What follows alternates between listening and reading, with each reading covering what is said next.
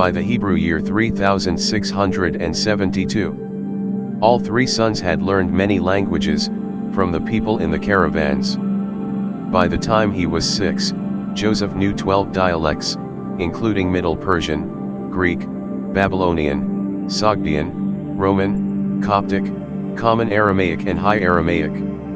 As he had grown up, Joseph loved climbing the rocks and trees during the days he spent shepherding flocks of his father's guests and the families. He felt that he could feel the minute vibrations of rocks and trees, their heartbeats, if they had hearts. As he listened to the men at the campfires, Joseph marveled at the tales. In the Hebrew year 2870, there was once a northern kingdom of Israel.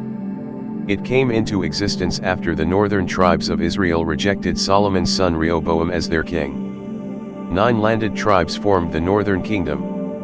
In addition, some members of the tribe of Levi were found in the northern kingdom. The tribes of Levi, Simeon, Judah, and Benjamin had remained loyal to Rehoboam, and formed the southern kingdom of Judah. Then 200 years later, the Assyrian king Tiglath-Pileser III from north near the Black Sea sacked Damascus and the northern kingdom of Israel, annexing Aramea and Gilead. People from these tribes were taken captive and resettled in the region of the Khabar River in Assyrian Mesopotamia. Tiglath-Pileser III also captured Naphtali and an Assyrian governor was placed over Naphtali. The territory was renamed Syria. The population of Aram and the annexed part of Israel was deported to the east. The lost tribes had a long journey through the region called Arzaroth. Many Israelites also fled south to Jerusalem, requiring a new wall to be built, and a new source of water to be provided by King Hezekiah.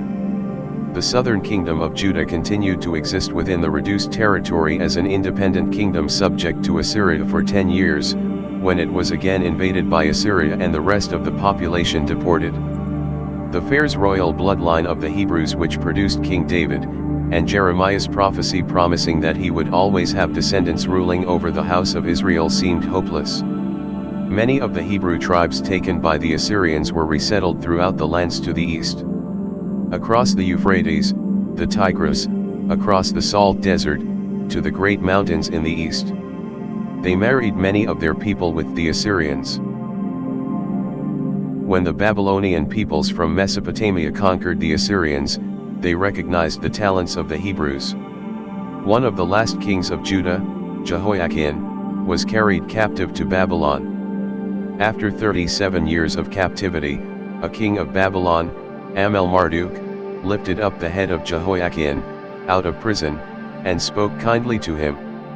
Amel-Marduk set his throne above the thrones of the kings that were with him in Babylon. Since there were many children of Israel who were ruled by the Babylonians, Jehoiakim was made a ruler over those Hebrews. Since Jehoiakim was a son of King David of the Phares bloodline, David's descendants became a dynasty which continued to rule over Hebrew descendants when they regained their independence in the east. The royal family of Judah did not die out, but produced many heirs during the generations after the fall of Jerusalem. There was no shortage of royal princes of David's house to place on thrones over his descendants. Then the Achaemenid Persians from the south near the Erythraean Sea, conquered the Babylonians. Various officials of the Achaemenid Persian Empire were from the Israelite tribe of Judah. Daniel, Esther, Ezra, Mordecai, and Nehemiah had very high governmental positions in the Achaemenid Persian Empire. Then, the Greeks from the west, under the leadership of Alexander, conquered the Achaemenid Persians' lands. After Alexander's death, the lands to the east were ruled by the Seleucid dynasty. David's descendants of the house of Phares were ruling over separate groups of the tribes of Israel from the Caucasus Mountains to the territory of the Indus River Valley, to the lands of the Xiongnu and nomadic Uzbekistan.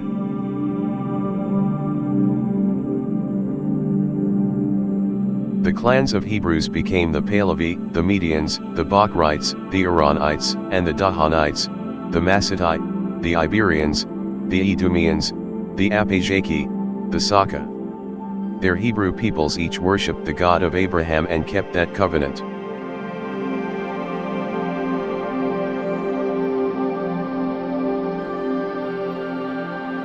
in the Hebrew year 3508. The provinces of the Pahlavis and Bakrites revolted against Seleucid Greek rule, and declared their independence under King of Kings Arsaces I, who slew the Greek governor Andragoras.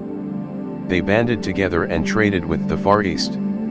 They spoke Middle Persian, Common Aramaic, Greek, Babylonian, Sogdian and other languages in their territories. The lands of Armenia, Syria, and Judah separated the two growing empires to the west and east.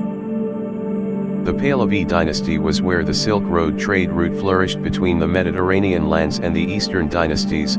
It became a center of trade and commerce. The Hebrew centers in Mesopotamia, Nisibis, and Nehartia, is where the Hebrews began to help organize the silk trade. So pilgrims began to travel from the east to Jerusalem. And eventually caravans of goods came from the east heading west. Some of these were enormous, with hundreds of laden camels, 5 armed guards for each camel and a mounted force to discourage bandits, plus hundreds of servants, each with their own story that Joseph remembered. There were 3 distinct tiers of nobility in the Pahlavi government: the regional kings below the King of Kings, then those related to the King of Kings only through marriage, and then heads of local clans.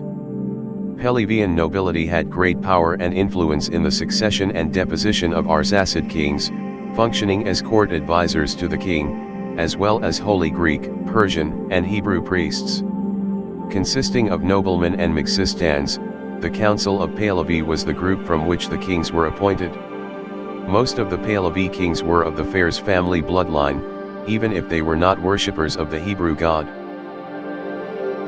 Whenever a Mixistana was at the fire, they spoke of signs, prophesies, heraldry. Joseph marveled that his father Jacob, a descendant of Zerubbabel, could be selected to sit on a Pahlavi throne somewhere to the east. It was unlikely that Jacob could sit on the throne of Judah, as the castle of David was so thoroughly entrenched with the Maccabee family that any actual descendants of Zerubbabel were not even considered legitimate.